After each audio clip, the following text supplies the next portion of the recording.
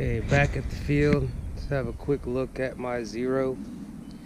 The only real mods done on this is actually the main gear. Since maiden day, I angled them out further forward. Now the issue with the Zero and angling out the gears is the pocket where the gear sits. It's designed exactly like it fits the retract exactly.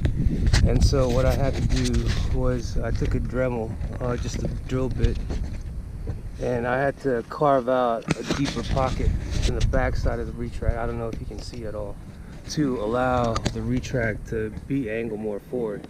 Otherwise the back side of the retract will be hitting the wall here. So I had to carve out a little deeper pocket to allow further angle forward. And the wheels on here are actually got switched out with the ones from the P-51,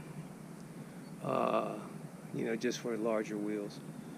And then what the other item I did was I put not epoxy, like foam tack right here, just to add additional reinforcement for my elevator and rudder.